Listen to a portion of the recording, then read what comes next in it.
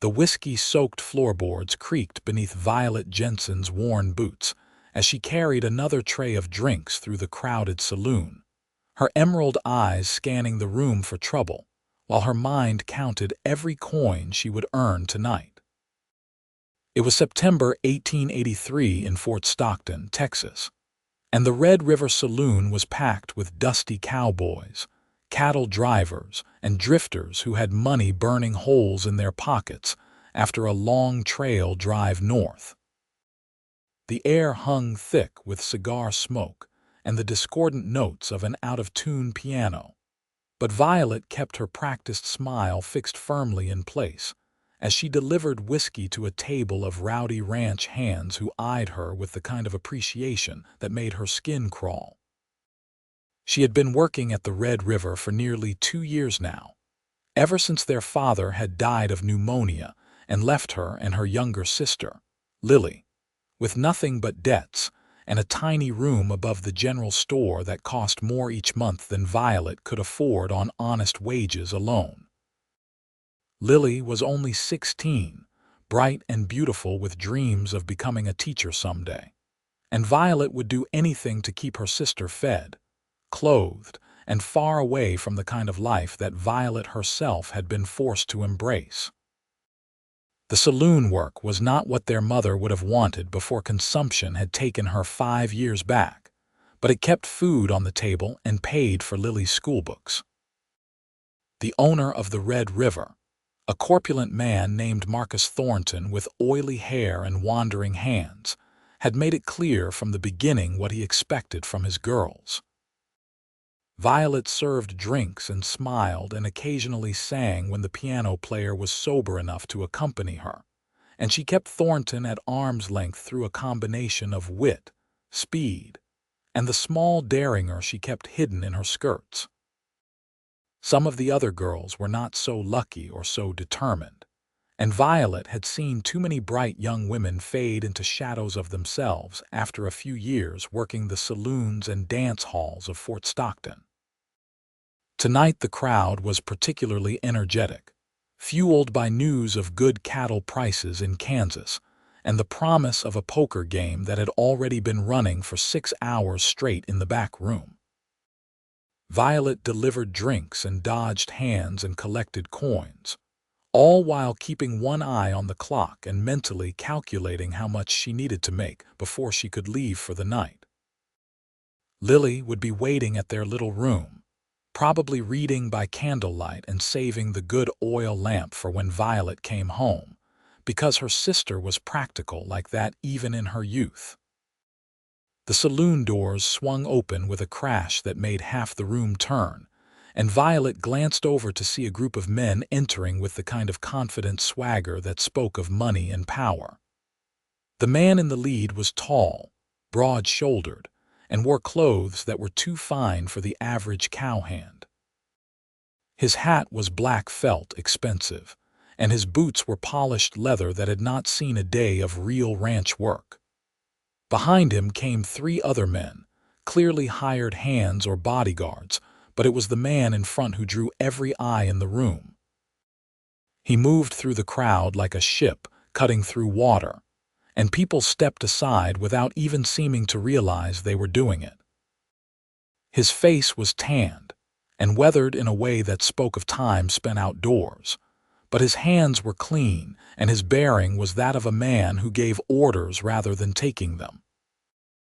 Violet watched as he approached the bar and spoke to Thornton, their conversation brief but apparently significant, because Thornton's eyes went wide and he nodded eagerly. Violet turned back to her work, delivering another round to a table of miners who tipped poorly, but at least kept their hands to themselves. The evening wore on, the crowd growing louder as the whiskey flowed freely. She was making her way back to the bar when Thornton caught her arm, his fingers digging into her flesh with bruising force. "The gentleman in the black hat wants service at his table," Thornton said, his breath reeking of the whiskey he had been sampling all night. "You give him whatever he wants, you hear me? He is Jackson York, owns the biggest ranch in 3 counties, and his money is as good as gold. You be nice to him, Violet, real nice." Violet pulled her arm free and resisted the urge to rub the sore spot Thornton had left. "I am nice to all the customers, Mr. Thornton. I will bring him his drinks." "You will do more than that if he asks," Thornton said, his eyes narrowing. "Do not forget who owns your contract, girl. You work for me, and I say you make Mr. York happy." The contract was a sore point, one that made Violet's stomach turn every time she thought about it. When her father had died, the debts had been substantial, including a significant sum owed to Thornton himself for gambling losses. Thornton had offered Violet a deal: work for him for 3 years and he would consider the debt paid. She had signed because the alternative was the poorhouse for both her and Lily, and at least this way she could keep her sister safe and fed. But the contract gave Thornton legal ownership of her labor, and he held it over her head like a sword. Violet walked to the table where Jackson York sat with his men, her tray balanced on one hand. Up close, she could see that he was younger than she had first thought, probably no more than 26 or 27, with dark hair that curled slightly at the collar and eyes that were a startling shade of blue in his tanned face.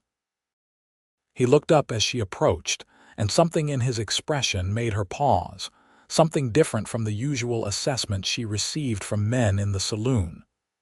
"Good evening, sir," she said, keeping her voice level and professional. "What can I bring you and your companions?" "Whiskey for my men," Jackson said, his voice deep and smooth like expensive bourbon. "And whatever you would recommend for myself. I trust your judgment more than I trust what passes for good liquor in most establishments." It was an unusual request, and Violet found herself actually considering the question. "We have a Kentucky bourbon that Mr. Thornton keeps in the back for special customers. It is significantly better than the rotgut we serve to the regulars." Jackson smiled, and it transformed his face from merely handsome to something that made Violet's heart beat a little faster despite herself. "Then I will have that, and please bring a glass for yourself as well. I find drinking alone to be a melancholy affair." "I am working, sir." "I do not drink with the customers." "I insist," Jackson said, but his tone was not demanding, merely inviting. "Please.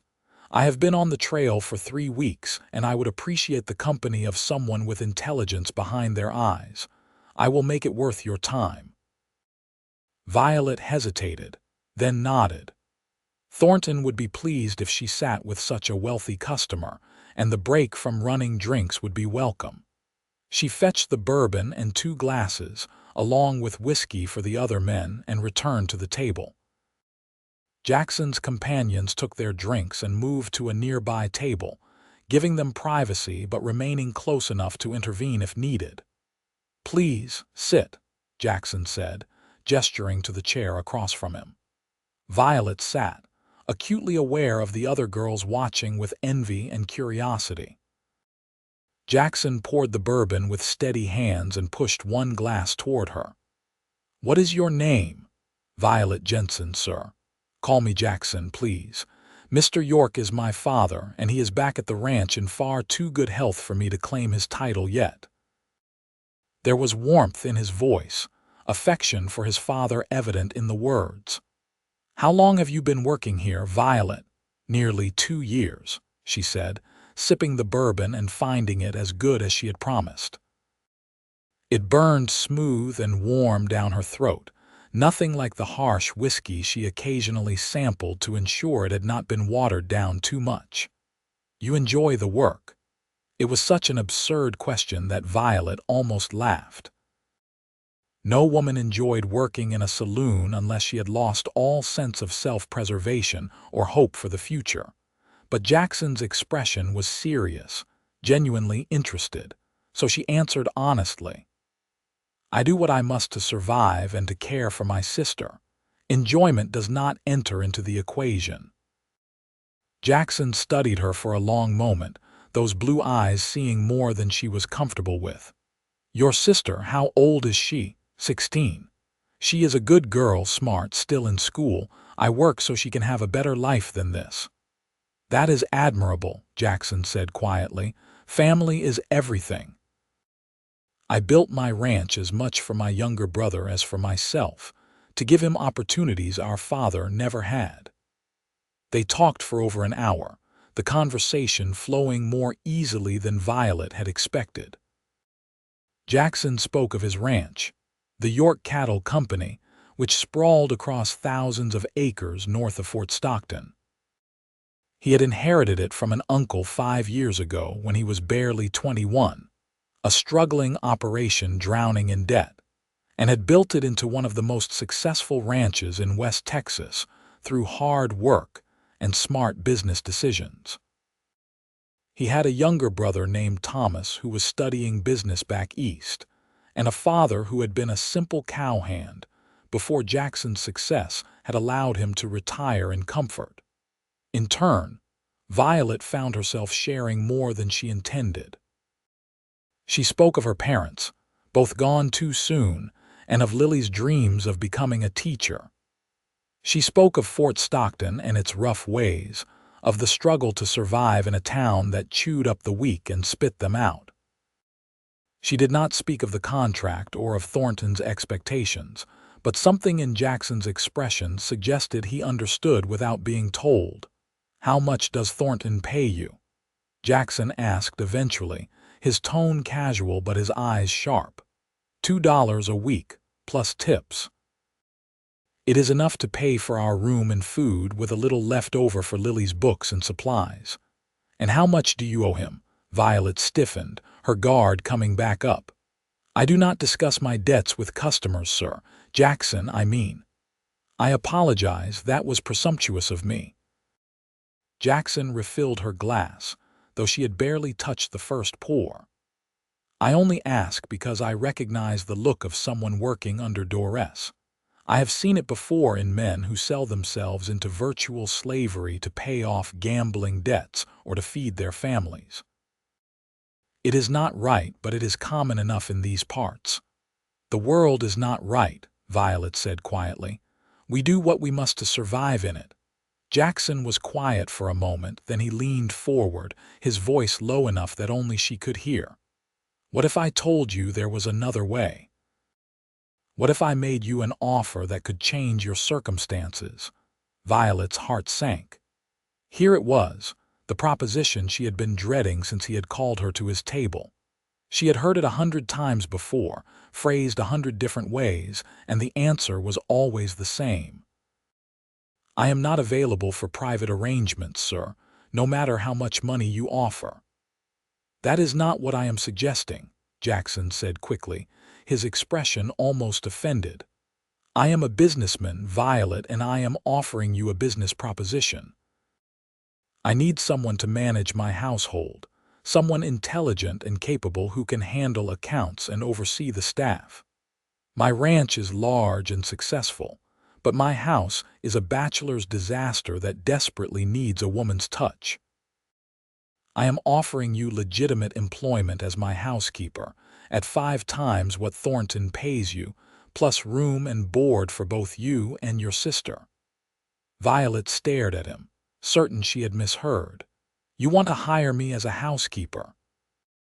"I want to hire you as the manager of my household," Jackson corrected. "It is a significant position with real responsibility. You would oversee the cooking, cleaning, and general maintenance of the house and grounds. You would manage the household accounts and coordinate with the ranch foreman on supplies and logistics. It is real work, Violet, hard work, but honest and respectable. I have a contract with Mr. Thornton. I cannot simply leave. How much time is left on your contract?"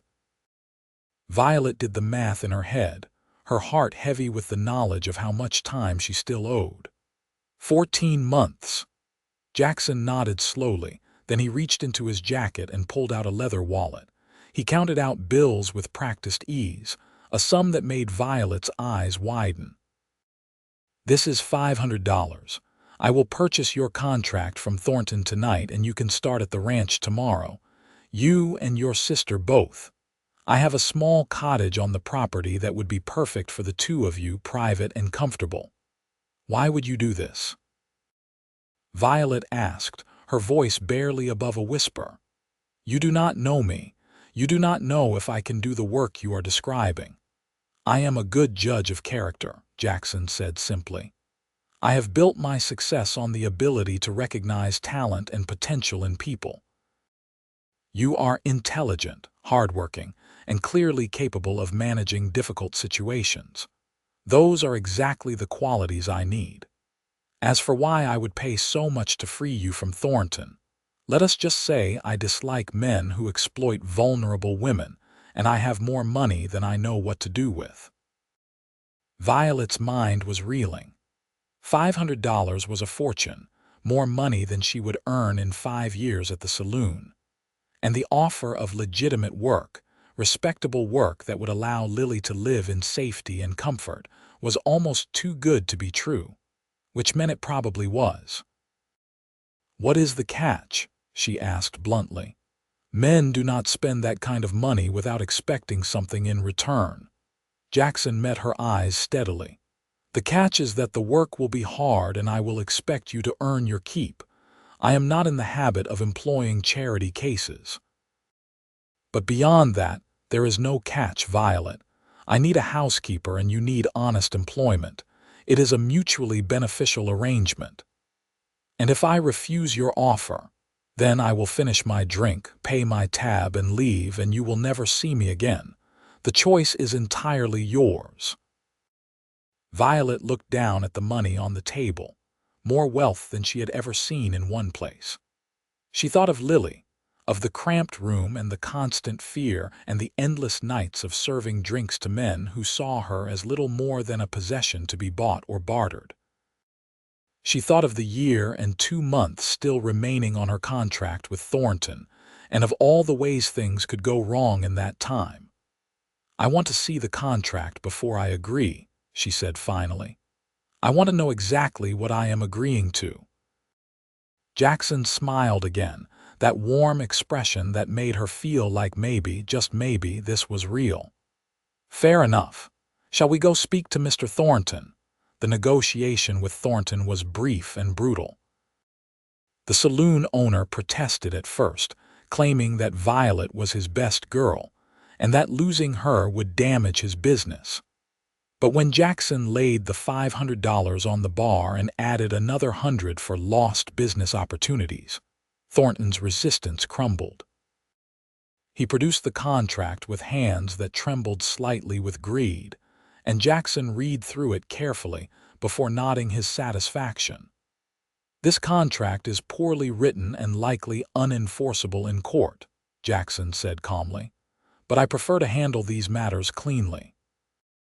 $500 to purchase the contract, $100 as a penalty fee for early termination, and another $50 to ensure there is no further claim on Miss Jensen or her sister. Do we have an agreement?" Thornton licked his lips, his eyes fixed on the money. $650 and she walks out of here free and clear. No claims, no debts, nothing owed. Agreed. Jackson counted out the additional bills, then took the contract and held it out to Violet. "This belongs to you now." Violet took the paper with shaking hands, staring at the words that had bound her for so long. Jackson produced a match, struck it against the bar, and held the flame out to her. "Would you like to do the honors?" She held the contract to the flame and watched it burn, the paper curling and blackening as the fire consumed her bondage.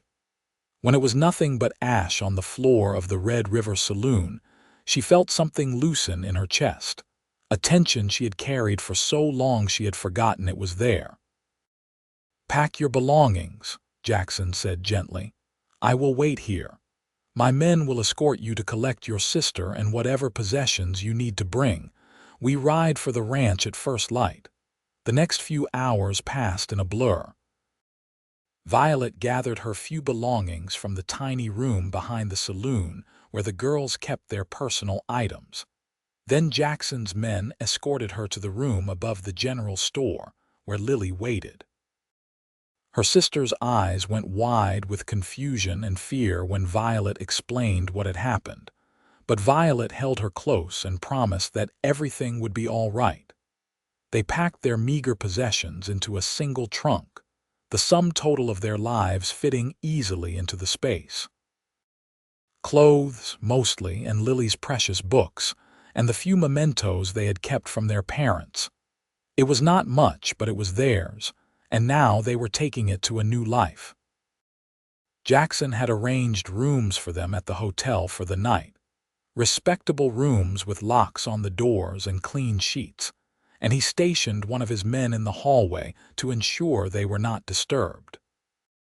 Violet lay awake long into the night, Lily sleeping peacefully beside her, and wondered if she had made a terrible mistake or the best decision of her life. Morning came too soon and not soon enough. Jackson was waiting in the hotel lobby with a wagon and horses, his men already mounted and ready to ride. He helped Violet and Lily into the wagon with courteous hands, then swung up onto his own horse with easy grace. The ride to the York ranch took most of the day, the wagon rolling across the flat Texas landscape under a sky so blue it hurt to look at. Lily sat close to Violet, her eyes wide as she took in the vast emptiness of the land, broken only by the occasional ranch house or herd of cattle in the distance. Jackson rode alongside the wagon for much of the journey, pointing out landmarks and telling them about the history of the area. The ranch itself was impressive, far larger and more prosperous than Violet had imagined. The main house was a sprawling two-story structure of whitewashed wood with a wide porch that wrapped around three sides. There were several outbuildings, a massive barn, and corrals filled with horses. In the distance, Violet could see the small cottage that Jackson had mentioned, a neat little structure with its own garden plot and a view of the rolling hills beyond. "Welcome to York Ranch," Jackson said as he helped them down from the wagon. "Your cottage is ready for you, but I thought you might like to see the main house first, since you will be spending most of your time there." The interior of the house was as chaotic as Jackson had suggested, with the accumulated clutter of a busy bachelor who spent more time working than living. But beneath the mess, Violet could see quality and potential. The furniture was well made, the floors were solid hardwood, and the kitchen was large and well equipped with a modern cast iron stove and running water from a cistern on the roof. "I know it needs work," Jackson said, sounding almost apologetic. "I have been focused on building the ranch operation and have neglected the house shamefully, but I trust you can transform it into something livable." "I can work with this," Violet said, already mentally organizing the tasks that would need to be done. "It will take time, but it is nothing that hard work cannot fix." Jackson showed them to the cottage, which was small but charming, with 2 bedrooms, a sitting room, and a tiny kitchen with its own stove. The furniture was simple but comfortable, and someone had stocked the pantry with basic supplies. Wildflowers stood in a jar on the table, a welcoming touch that made Violet suspect Jackson had arranged it himself. "Take today to settle in," Jackson said from the doorway. "Tomorrow you can start on the house. I will be out with the herd for most of the week, but my foreman, Charlie Martinez, will be here if you need anything. He is a good man, been with the ranch since before I inherited it." After Jackson left, Violet and Lily explored their new home with something close to wonder. It was small, yes, but it was clean and safe and entirely theirs. Lily chose the smaller bedroom and immediately began arranging her books on the shelf by the window, while Violet stood in the doorway of her own room and tried to process the fact that she had her own space, her own bed, her own window that looked out on hills instead of the dirty alley behind the saloon. That night, They cooked a simple meal on the little stove and ate at the table in the sitting room, and it felt like the first real home they had had since their father died. Lily chattered excitedly about the ranch and the horses and the possibility of continuing her studies, and Violet felt the tight knot of anxiety in her chest loosen another fraction. The next morning, Violet woke early and made her way to the main house, determined to prove that Jackson's faith in her had not been misplaced. She spent the day cleaning and organizing, throwing open windows to air out the stuffy rooms, and attacking the accumulated dust and clutter with determination. She found account books in Jackson's study, carefully recorded but disorganized, and she spent an hour putting them in order and making notes about household expenses that needed to be addressed. Charlie Martinez stopped by around noon, a weathered man in his 50s with kind eyes and a slight accent that spoke of his Mexican heritage. He offered to help move the heavier furniture and gave her a brief overview of the ranch operations, explaining when the hands took their meals and what kind of supplies they went through in a typical week. "The boss, he is a good man," Charlie said as he helped her shift a massive oak desk back against the wall where it belonged. "He works harder than any of us, and he treats everyone fair. You picked a good place to land, Miss Jensen." "I hope I can live up to his expectations," Violet said, wiping sweat from her forehead. "This is more responsibility than I have ever had before." "You will do fine. I can tell." Charlie smiled at her, then tipped his hat and headed back to his work. Over the next week, Violet threw herself into transforming the house from a bachelor's quarters into a proper home. She cleaned and organized and made lists of supplies that needed to be ordered. She inventoried the pantry and the root cellar, planned menus for the week, and coordinated with the ranch cook about meals for the hands. She found herself enjoying the work in a way she had never enjoyed serving drinks at the saloon, because this work had purpose and dignity, and the satisfaction of seeing tangible results. Lily enrolled in the small school in Fort Stockton, making the trip into town 3 times a week with Charlie or one of the other hands who had business in town. She seemed happy, more relaxed than Violet had seen her in years, and she talked excitedly about her classes and her new friends. Jackson returned from his work with the herd at the end of the week, dusty and tired, but pleased to find the house transformed. He walked through the rooms with obvious appreciation, taking in the clean floors and organized spaces, the curtains Violet had washed and rehung, the meals she had planned and prepared. "This is remarkable," he said, standing in the kitchen and looking around with something like wonder. "I had forgotten a house could look like this. Thank you, Violet, truly." "I am only doing the work you hired me to do," Violet said, but she felt a flush of pride at his words. "You are doing far more than I hoped for," Jackson corrected. He hesitated, then added, "Would you join me for supper? I would like to discuss the household accounts with you, and it would be pleasant to eat at an actual table for once instead of standing at the stove." They fell into a routine over the following weeks.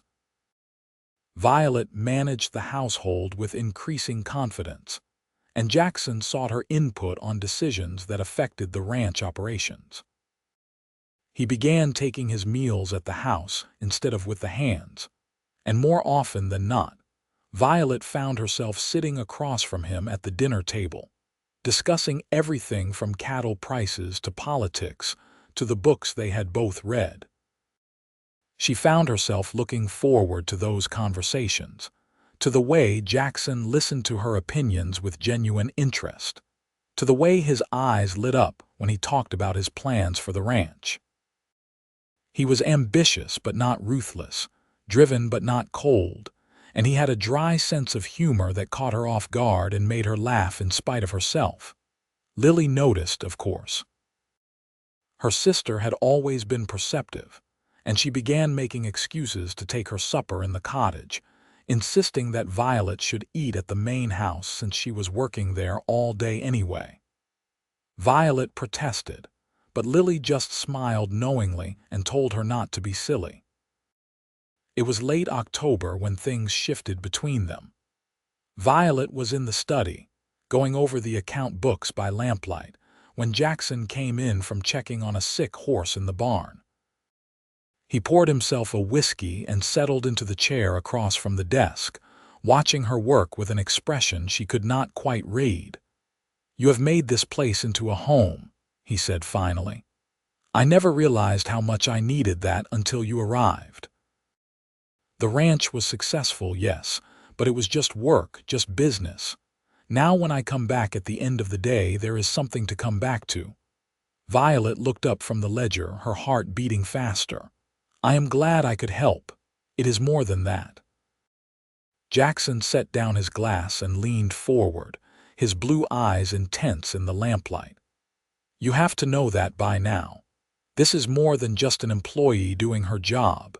You have made me remember what it is like to have someone to talk to, someone who understands me. I look forward to our evenings together more than anything else in my day." "Jackson, I know this is complicated," he interrupted gently. "I know you came here as an employee and I never want you to feel pressured or obligated. But I would be lying if I said my feelings for you were purely professional. You are intelligent, capable, beautiful, and you have turned my life upside down in the best possible way." Violet set down her pen with trembling hands. "I have feelings for you as well. I have been trying to ignore them because I work for you, and because I thought you could never see me as anything more than a former saloon girl you rescued out of pity." "Pity?" Jackson stood and came around the desk, taking her hands in his. "Violet, I hired you because I recognized your strength and your intelligence. Everything I have learned about you since then has only confirmed what I saw that first night. You are remarkable, and what I feel for you has nothing to do with pity and everything to do with admiration and respect, and something deeper that I am almost afraid to name." "What are you saying?" "I am saying that I am falling in love with you," Jackson said simply. "I am saying that I want to court you properly, if you will allow it. I want to give you time to be sure of your feelings without the pressure of your employment hanging over you. I want to prove to you that what I feel is real and lasting." Violet felt tears prick at her eyes, overwhelming emotion rising in her chest. "I do not need time to know what I feel. I have been falling in love with you for weeks now, and I have been terrified that it was one-sided or that I was misreading the situation." Jackson pulled her to her feet and into his arms, holding her close against his chest. She could hear his heart beating, fast and strong, matching the rhythm of her own. He smelled of leather and horses and the clean soap he used, and she felt safer in that moment than she had felt in years. "Nothing about this is one-sided," he murmured against her hair. "I promise you that." They stood there for a long time, holding each other in the lamplight, and Violet felt the last of her walls crumble away. She had spent so long protecting herself, building barriers to keep the world at arm's length, but with Jackson, she did not need those defenses. He saw her for who she truly was and loved her anyway. The courtship that followed was unlike anything Violet had experienced before. Jackson was a gentleman in every sense of the word, treating her with respect and tenderness that made her heart ache. He took her on picnics in the hills, teaching her to ride properly on a gentle mare he had chosen specifically for her. They walked in the evenings after supper, talking about their dreams and fears and the future they might build together. He met Lily properly as Violet's potential suitor rather than just her employer, and he charmed her sister completely with his genuine interest in her education, and his gift of a complete set of teaching texts that must have cost a small fortune. Lily gave Violet her blessing with enthusiasm, declaring Jackson to be exactly the kind of man their parents would have wanted for her. As autumn turned to winter, Violet found herself happier than she had ever imagined possible. The work at the ranch was hard but satisfying, and she had built genuine friendships with Charlie and the other hands who respected her management and appreciated the improvements she had made to their meals and living conditions. The cottage felt like a real home, warm and safe, and Lily was thriving in her studies. But most importantly, there was Jackson. He was everything she had not known she wanted in a partner: strong but gentle, ambitious but grounded, and completely devoted to her in a way that still took her breath away. He kissed her for the first time in November, a sweet and tender kiss under the stars on the front porch of the main house, and Violet felt like she was finally, truly alive. It was early December when Jackson proposed. He did it simply, without fanfare or elaborate gestures, during one of their evening walks. The sun was setting over the hills, painting the sky in shades of orange and pink, and Jackson stopped on a rise that overlooked the ranch. "This is all I have to offer you," he said, gesturing to the land spread out before them. "A ranch in the middle of nowhere, hard work, and a life that will never be easy or glamorous. But I can promise you my love, my respect, and my partnership in all things. Violet Jensen, will you marry me?" Violet looked at the man before her, at the hope and vulnerability in his eyes, and she felt her heart overflow with love. "Yes," she said, laughing and crying at the same time. "Yes, Jackson York, I will marry you." He pulled a ring from his pocket, a simple gold band with a small diamond that caught the fading light. It had belonged to his mother, he explained as he slipped it onto her finger, and his father had given it to him years ago with the instruction to give it to a woman worthy of the York name. "I think he would have loved you," Jackson said softly, "just as I do." They were married on a crisp January morning in 1884 in the small church in Fort Stockton, with Lily as maid of honor and Charlie as best man. Jackson's father attended, making the journey from his home in San Antonio, and Violet liked him immediately. He was an older version of Jackson, weathered and kind, and he welcomed her into the family with genuine warmth. The wedding was simple but beautiful, exactly what Violet had wanted. She wore a dress of pale blue silk that Jackson had ordered from San Antonio, the finest thing she had ever worn, and she carried a bouquet of wildflowers that Lily had picked that morning. When the minister pronounced them husband and wife, Jackson kissed her with such tenderness that she heard several women in the congregation sigh. The reception was held at the ranch, with food and music and dancing that lasted into the night. The ranch hands celebrated with enthusiasm, clearly pleased that their boss had found happiness, and even some of the townspeople who had known Violet from her saloon days attended and wished her well. Marcus Thornton was noticeably absent, having left Fort Stockton shortly after losing his best girl and several others who had followed Violet's example and found legitimate employment elsewhere. Their wedding night was tender and passionate, Jackson showing her what it meant to be loved by a good man. He was patient with her nervousness, gentle with her inexperience, and afterward he held her close and told her that she had made him the happiest man in Texas. Life as Jackson's wife was different from life as his employee, but Violet continued to manage the household with the same dedication and skill. The difference was that now she did it as a partner rather than a worker, contributing her ideas and opinions to decisions about the ranch operations. Jackson valued her input and often sought her counsel on business matters, recognizing that her quick mind and practical nature complemented his own skills.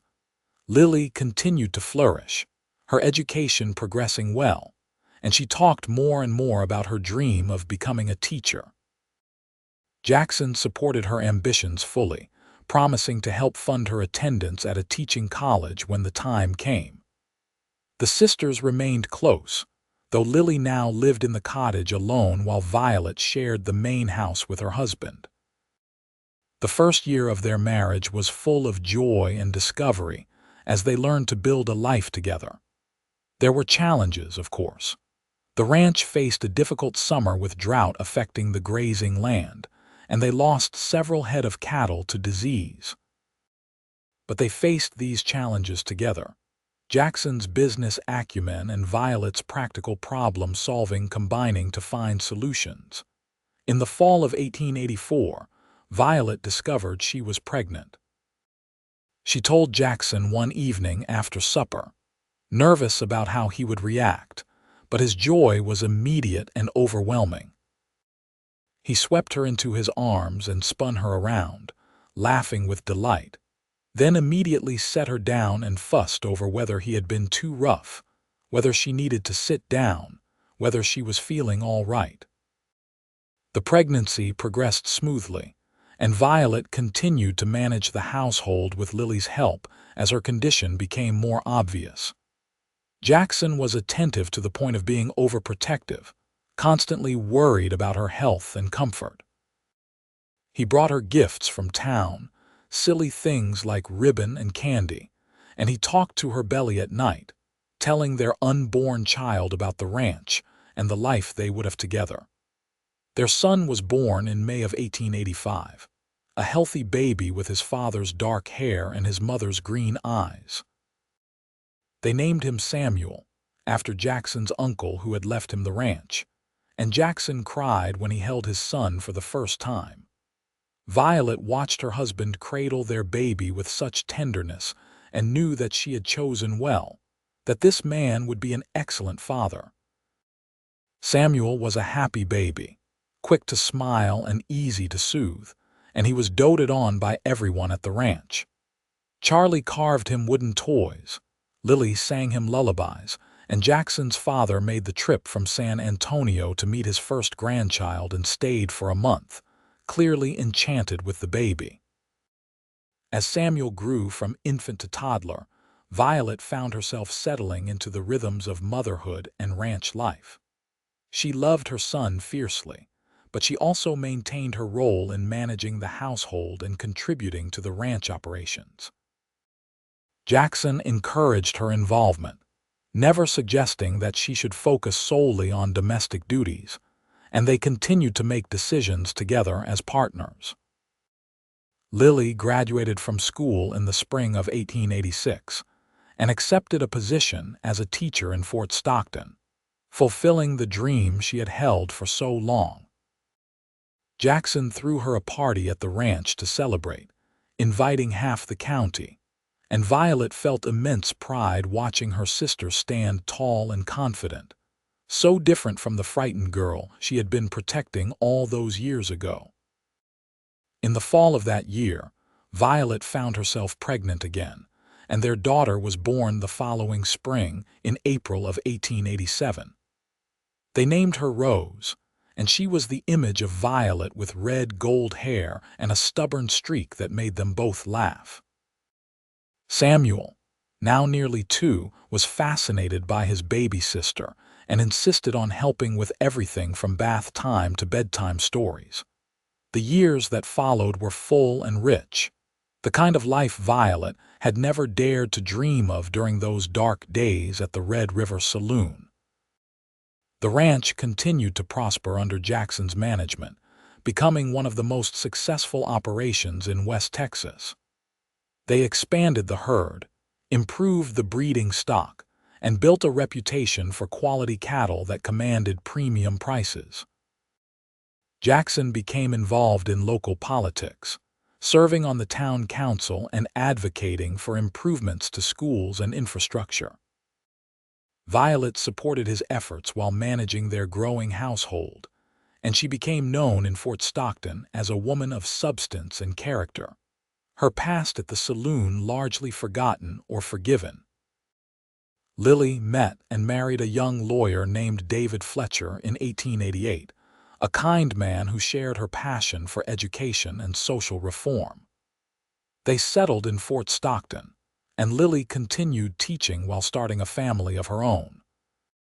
She gave birth to twin girls in 1889, and the sisters' children grew up together, cousins who were as close as siblings.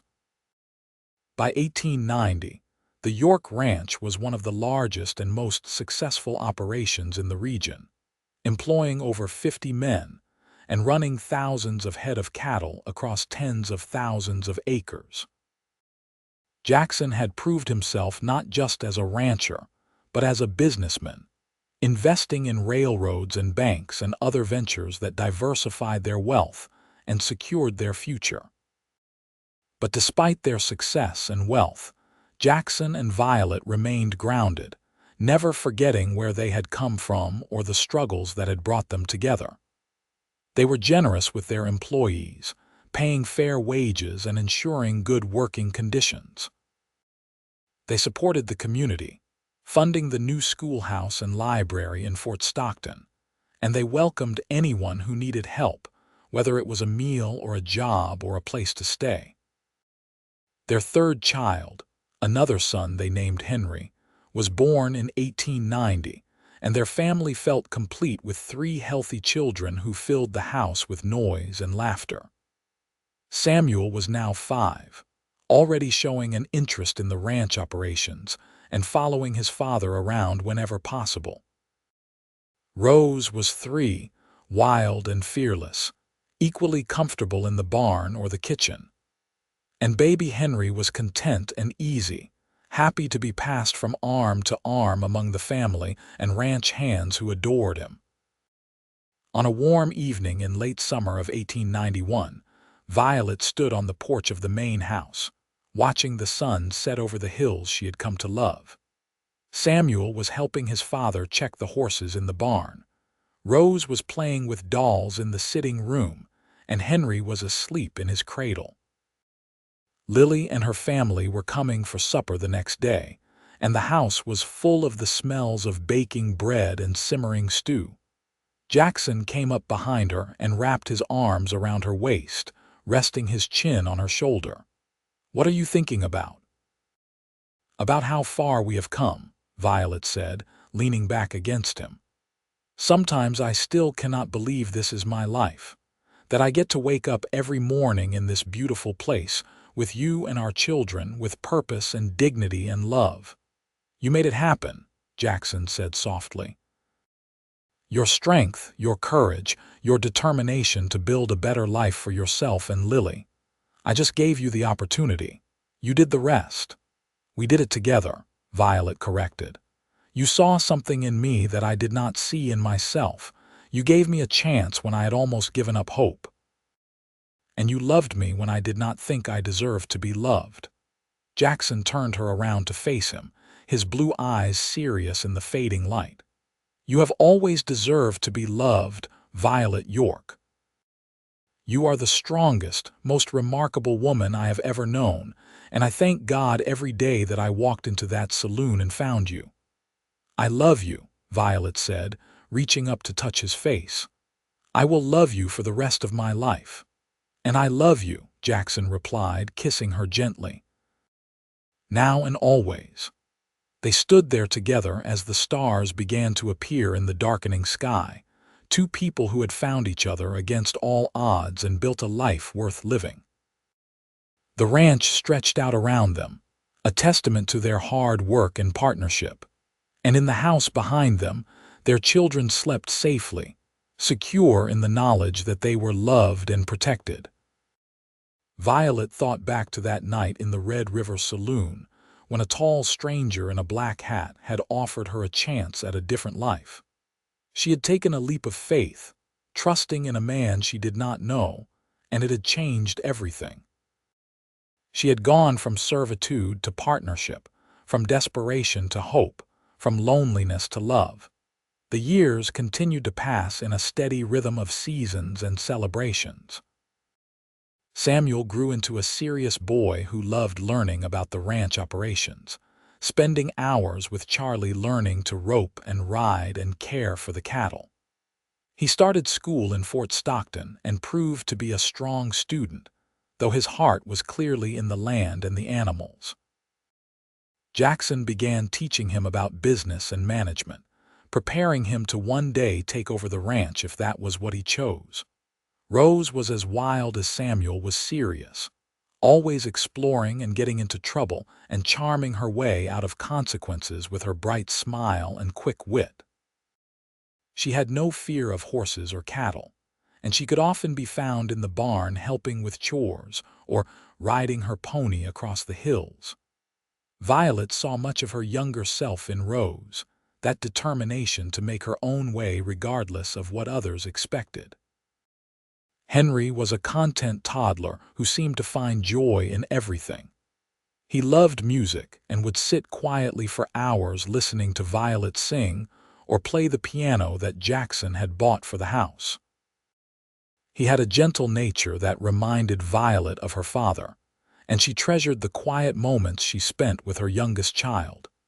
In 1892, tragedy struck when Charlie Martinez was thrown from a horse and broke his leg badly. The injury was severe enough that he could no longer do the physical work of a ranch hand, and he faced the prospect of losing his livelihood.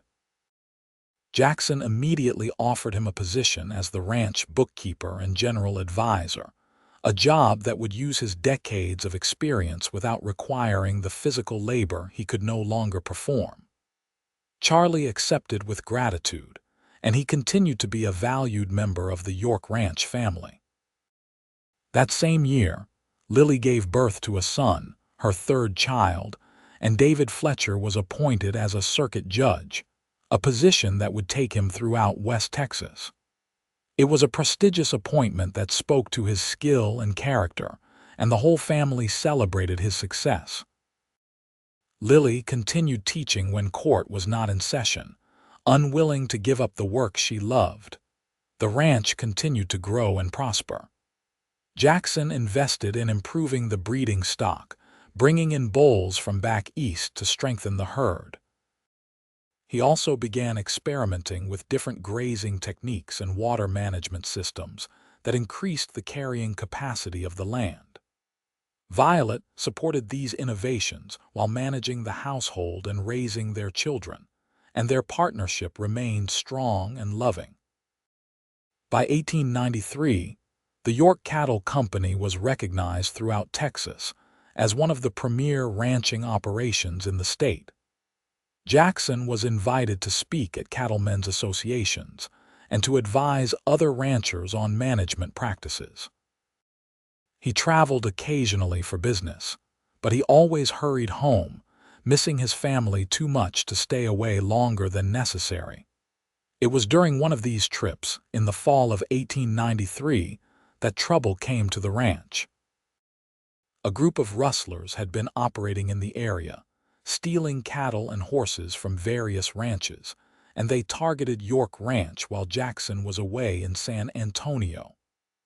Violet was in the main house with the children when she heard gunshots from the direction of the north pasture.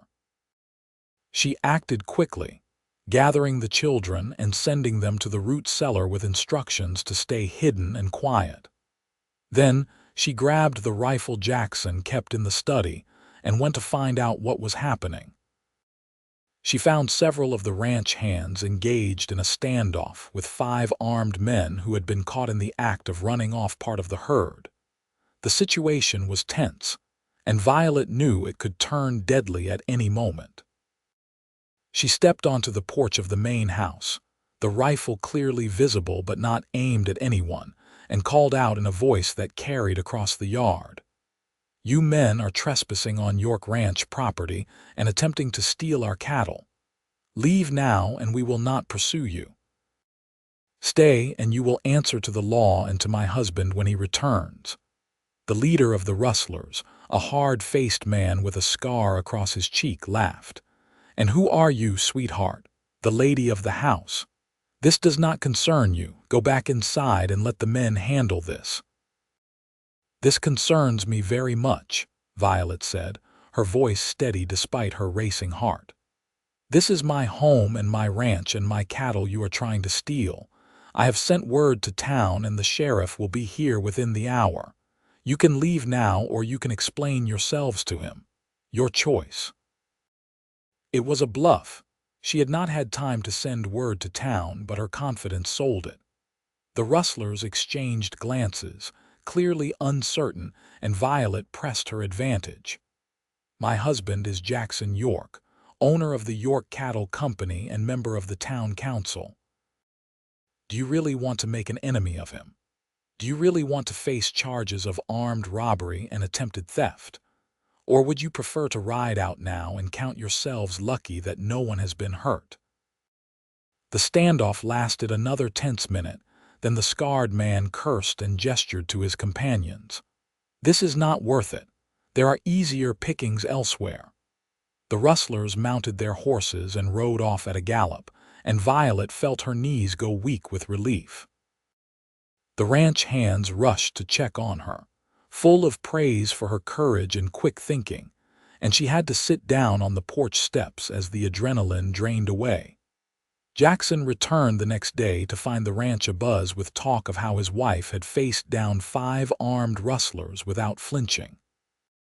He listened to the story with growing alarm and pride.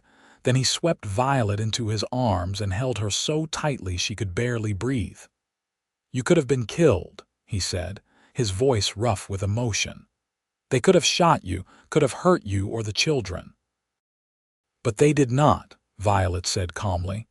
"I did what needed to be done to protect our home and our people. Is that not what you would have done?" "Yes, but that does not make it any easier to think about you in danger."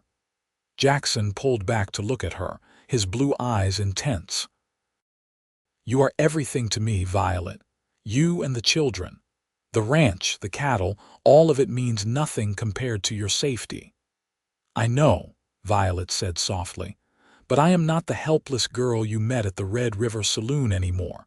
I am a rancher's wife, a mother, a partner in this enterprise. I will not hide when there is work to be done or when our home is threatened." Jackson kissed her forehead and sighed. "I know. It is one of the many reasons I love you, but please promise me you will be careful. I could not bear to lose you." "I promise," Violet said. "Now come meet your children. They have been asking for you since you left." The incident with the rustlers became something of a legend in Fort Stockton, adding to Violet's reputation as a woman not to be underestimated. The sheriff did eventually catch the gang responsible, and they were tried and sentenced to prison terms, but no more trouble came to York Ranch after that. Life settled back into its comfortable rhythms. Samuel turned 8 and began taking on more responsibilities around the ranch, learning the skills he would need if he chose to follow in his father's footsteps. Rose turned 6 and started school, though she was far more interested in horses than books. Henry turned 3 and continued to be the sweet, gentle soul who brought joy to everyone around him. In 1894, Violet found herself pregnant once more, a surprise given that Henry was now 4 and she had thought they were done having children. But she welcomed the news with joy, as did Jackson, who was as excited about this baby as he had been about their first. Their 4th child, a daughter they named Grace, was born in early 1895, a tiny, perfect thing with dark hair and blue eyes like her father. With 4 children, the house was constantly full of noise and activity. Violet hired help for the first time, bringing in a young woman named Emma to assist with the cooking and cleaning. Emma was the daughter of one of the ranch hands, hardworking and cheerful, and she fit into the household seamlessly. Having help allowed Violet more time with the children and more involvement in the ranch operations, and she was grateful for Emma's presence. Jackson's father passed away peacefully in his sleep in the spring of 1896, and the family mourned his loss deeply. He had been a fixture in their lives, visiting often and doting on his grandchildren, and his absence left a hole that could not be filled. They buried him in the family plot on a hill overlooking the ranch, and Jackson planted a oak sapling by his grave that would someday grow tall and strong like the man himself. The late 1890s were years of change across Texas and the nation. The frontier was closing, the wild days of cattle drives and open ranges giving way to fenced pastures and railroad transport. Jackson adapted to these changes with his characteristic skill, investing in infrastructure and technology that kept York Ranch competitive and profitable. Samuel was now 13, tall and strong like his father, and increasingly involved in the day-to-day operations of the ranch. He had his father's business sense and his mother's practical nature, and it was clear he would be an excellent rancher someday.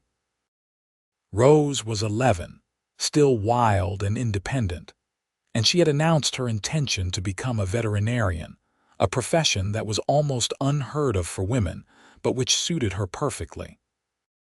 Henry was 8, gentle and artistic, spending his time drawing and reading and helping his mother in the garden.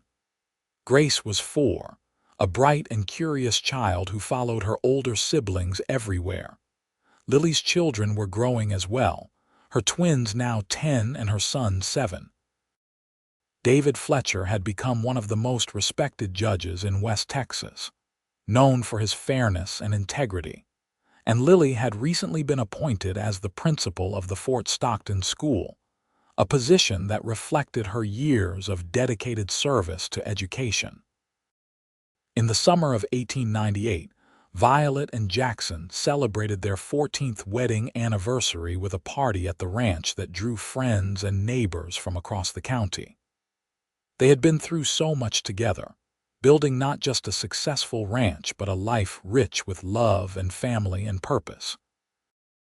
As they danced together under the stars, surrounded by their children and friends, Violet reflected on the incredible journey that had brought them to this moment.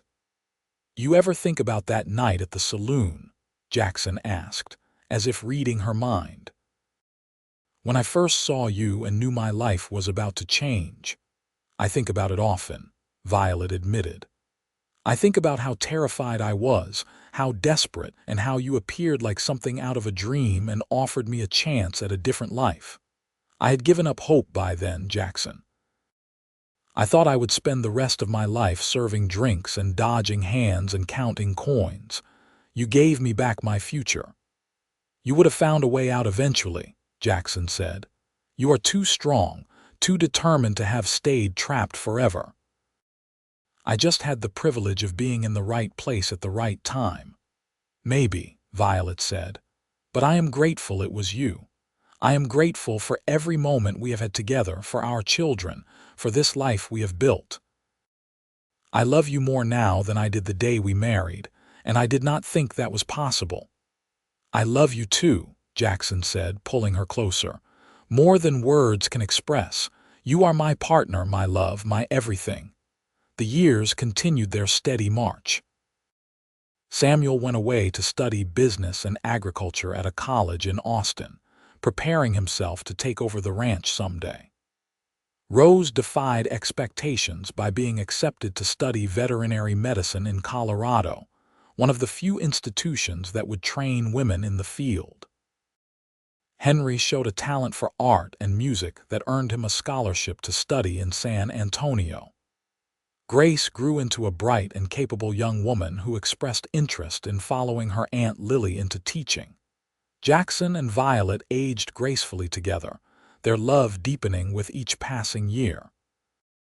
They faced challenges, of course.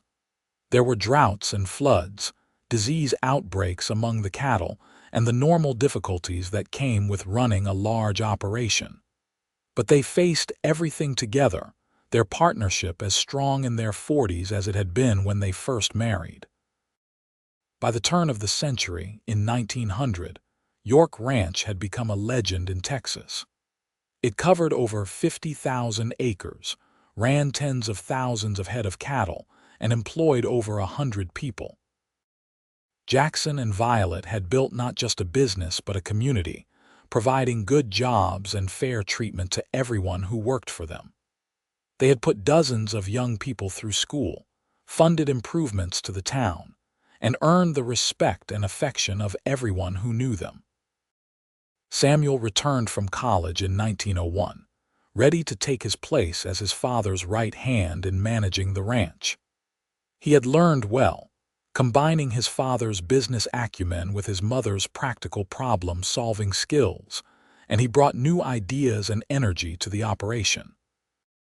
Jackson began gradually stepping back, allowing his son more responsibility and decision-making authority, content to take a less active role and spend more time with Violet. Rose graduated from her program in 1903 and returned to Texas, opening a veterinary practice in Fort Stockton that served ranchers throughout the region. She was one of the few female veterinarians in the state, and her skill and dedication quickly earned her a reputation that transcended her gender. She worked closely with York Ranch, of course, and her expertise helped improve the health and productivity of the herd. Henry pursued his art in San Antonio, becoming a respected painter whose works captured the beauty and harshness of West Texas. He returned home often, always welcomed with joy by his family, and he painted a massive canvas of York Ranch that hung in the main house and captured the scope and beauty of what his parents had built. Grace married a young teacher in 1905, a kind man named Robert Morrison who shared her passion for education. They settled in Fort Stockton, and Grace took over as principal of the school when Lily retired, continuing her aunt's legacy of dedicated service to the community's children. As Jackson and Violet entered their 50s, they found themselves with the time and freedom to simply enjoy each other's company. They traveled occasionally, taking trips to San Antonio and Austin and even once to New Orleans, but they always hurried back to the ranch that was their true home. They spent their days working alongside Samuel on the ranch, visiting with their children and growing number of grandchildren, and enjoying the quiet evenings on the porch that they had always treasured. It was on one of those evenings in the summer of 1907 that Violet found Jackson standing on the rise overlooking the ranch, the same spot where he had proposed over 20 years earlier. She climbed up to join him, taking his hand as they looked out over the land they had built together. "What are you thinking about?" she asked, the question as familiar and comfortable as an old song. "About how lucky I am," Jackson said simply. "I have had a good life, Violet, better than I ever imagined or deserved. I built a successful ranch, yes, but that is not what I am proudest of. I am proud of our children, who are all good and capable people making their own marks on the world. I am proud of what we have built together, not just in terms of wealth and success, but in terms of the community we have created and the lives we have touched. But most of all, I am proud that you chose me, that you trusted me, and that we have built a life together that has brought us both such joy." "I am the lucky one," Violet said, leaning against him. "I was lost and you found me. I was trapped and you freed me. I was alone and you loved me. Everything good in my life has come from that night when you walked into the Red River Saloon and saw something in me worth saving. I saw a remarkable woman who deserved better than the hand life had dealt her," Jackson corrected. "And I have spent every day since then grateful that I had the chance to be part of your story." They stood there together as the sun set, painting the sky in shades of orange and gold, two people who had found each other against all odds and built something beautiful together. The ranch spread out before them, a testament to their hard work and vision, and in the house below, their family waited, the legacy they were most proud of. Lily joined them for supper that evening, now in her 50s but still vibrant and engaged with life. She had 7 grandchildren of her own, and she was writing a book about education reform in rural communities. She looked at her sister and brother-in-law and smiled. "You two ever get tired of being sickeningly in love?" she teased. "You have been married for over 20 years and you still look at each other like newlyweds." "Never," Violet and Jackson said in unison, then laughed at their simultaneous response. "Love is not something that fades if you tend it properly," Jackson said seriously. "Violet and I have worked as hard at our marriage as we have at the ranch, and the rewards have been just as rich." "Richer," Violet corrected. "The ranch could burn tomorrow and we would rebuild it together." "That is what matters, not the land or the cattle or the money, but the partnership and love we have built."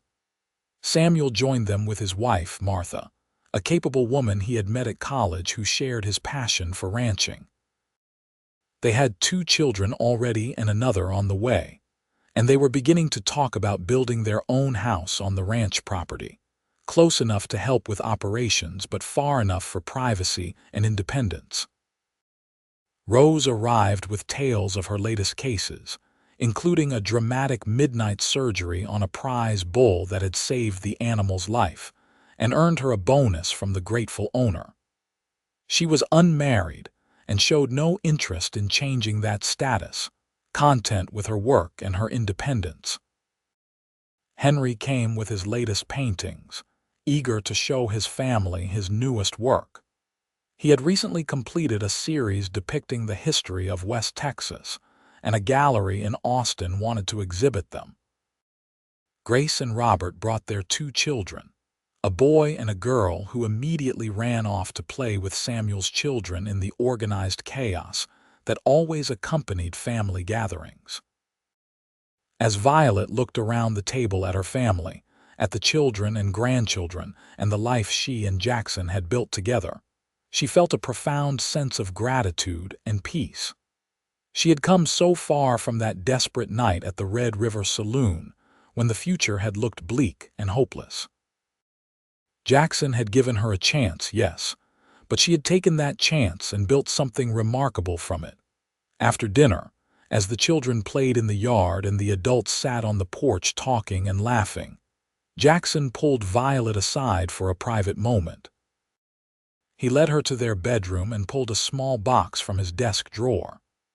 "I had this made for you," he said, opening it to reveal a locket on a delicate gold chain. Inside were miniature portraits of their 4 children, beautifully painted in exquisite detail. "Jackson, it is beautiful," Violet breathed, touching the tiny portraits with reverent fingers.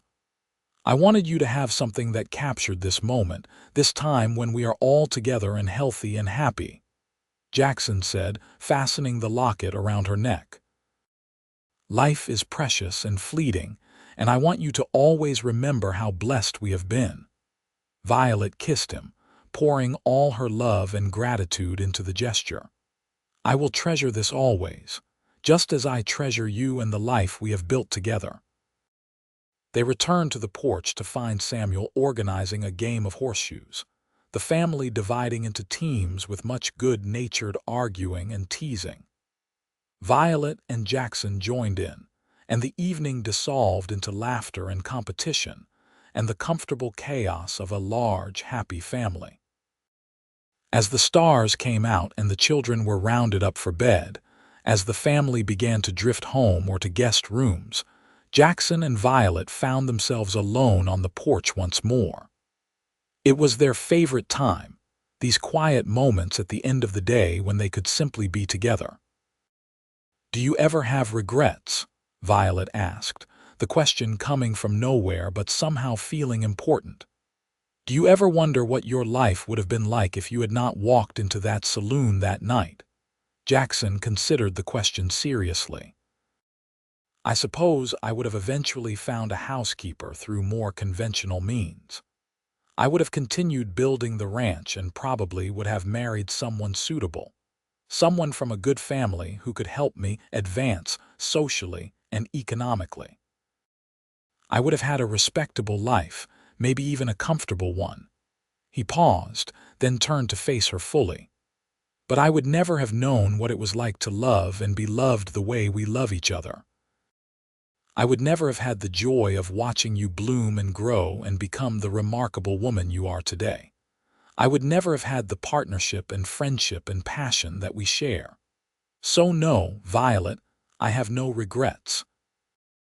Walking into that saloon and meeting you was the best decision I ever made, and I would make it again 1,000 times over. Violet felt tears prick her eyes. Even after all these years, Jackson could still move her to tears with his words. You saved my life that night. You gave me back my future and my dignity and my hope. But more than that, you gave me love, real love, the kind I did not even know existed. You have made me happier than I ever dreamed possible, and I will love you until my last breath and beyond. And I will love you just as long, Jackson promised, pulling her close. We have built something beautiful together, Violet. Not just the ranch or the family, though those are wonderful. But we have built a love that will outlast both of us, a legacy that will continue through our children and their children after them. The years that followed were gentle and golden, a harvest time after decades of hard work and dedication. Jackson gradually turned over more and more of the ranch operations to Samuel, who proved himself more than capable of carrying on his father's legacy. Violet remained involved, but also allowed herself to slow down, to spend more time with her grandchildren, and to pursue interests she had never had time for before. She learned to paint from Henry, her canvases capturing the beauty of the ranch in ways that surprised and delighted her. She wrote down the story of her life and her family, creating a memoir that would preserve their history for future generations. She worked with grace on educational initiatives in Fort Stockton, using the wealth and influence she and Jackson had accumulated to improve the lives of others.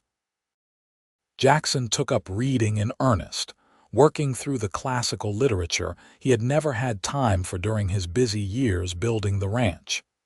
He learned to play chess and taught the game to his grandchildren. He spent hours walking the ranch with his dogs, visiting with the hands, and simply enjoying the land he loved so much. They celebrated their 25th wedding anniversary in 1909 with a massive party that drew friends and well-wishers from across Texas.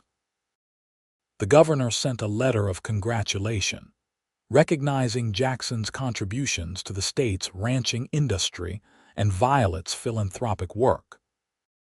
But the highlight of the celebration was when all 4 of their children stood up and shared memories and expressions of love that left both Jackson and Violet in tears.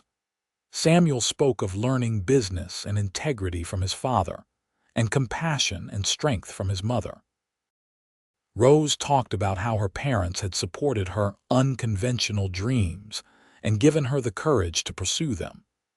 Henry described how his parents' love had been his first and greatest inspiration as an artist.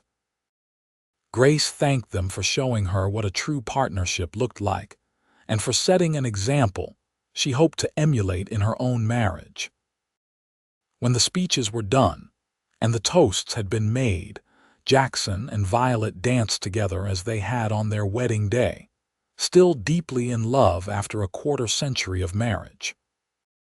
The crowd watched with appreciation and not a little envy, seeing in this couple a love that had endured and deepened with time. "We did it," Violet whispered to Jackson as they danced. "We built a life worth living. We created a family that will carry on long after we are gone. We made a difference." "We did," Jackson agreed. "And we did it together as partners, as lovers, as friends. That is the real victory, Violet. Not the wealth or the success or the accolades, but the fact that we did it together and that we loved each other through all of it." The party went on late into the night, but eventually the guests departed and the family drifted off to bed, and Jackson and Violet were left alone on their porch once more. They sat in comfortable silence, holding hands and watching the stars, content in a way that only comes from a life well lived and love fully expressed. "Thank you," Violet said softly, breaking the silence. "Thank you for seeing me, for saving me, for loving me. Thank you for giving me this life." "Thank you for saying yes," Jackson replied. "Thank you for trusting me, for partnering with me, for loving me back. Thank you for making my life richer and fuller than I ever imagined it could be."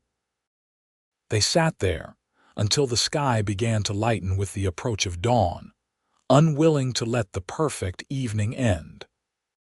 And when they finally went inside and climbed the stairs to their bedroom, they did so hand in hand, as they had done every night for 25 years, and as they would continue to do for all the years to come.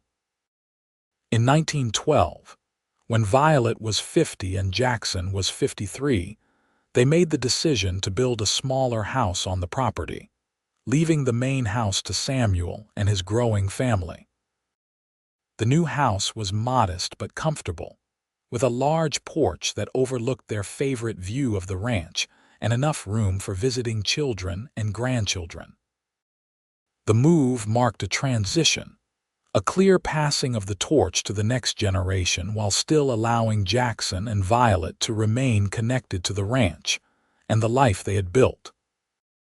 Samuel took over full control of the York Cattle Company, implementing new ideas while maintaining the values and practices his parents had established. Violet and Jackson settled into a quieter life, though they remained active and engaged. They traveled more, taking a trip to California to see the Pacific Ocean and another to Colorado to visit the mountains. They spent long hours reading and talking and simply enjoying each other's company, the comfortable companionship of people who knew each other completely and loved each other deeply. Their grandchildren multiplied as their children had families of their own. Samuel and Martha had 5 children ultimately. Rose surprised everyone by adopting 2 orphan siblings she had met through her work.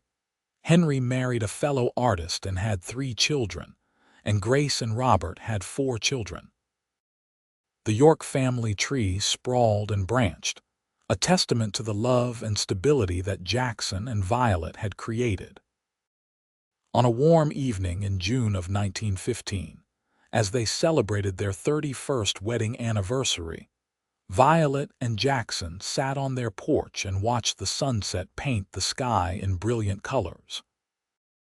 They were both graying now, lines of age marking their faces, but to each other they were as beautiful as the day they had met. 31 years, Violet marveled. Sometimes it feels like yesterday that you walked into the Red River Saloon. Other times it feels like I have known you my entire life. Both are true in a way, Jackson said, his hand finding hers as naturally as breathing. We have lived a lifetime together, but the love is still fresh and new. Violet looked at the man beside her, this good man who had changed the course of her life with a single decision to offer her freedom and opportunity. He had given her everything, and in return, she had given him her whole heart. It was a fair trade, the best trade, and she would make it again without hesitation. "I love you, Jackson York," she said, the words as true now as they had been the first time she had spoken them. "And I love you, Violet York," he replied, "now and forever."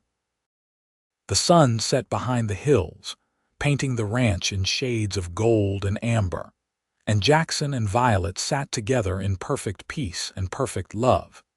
2 souls who had found each other in the most unlikely of circumstances and built something beautiful that would endure long after they were gone. The ranch would continue under Samuel's capable management, passing eventually to his children and their children after them. The family would grow and spread, carrying the values of hard work, integrity, and love that Jackson and Violet had instilled. And through it all, the story of the wealthy cowboy who bought the freedom of a saloon girl and won her heart would be told and retold. A love story for the ages set against the wild beauty of West Texas, in the closing days of the frontier.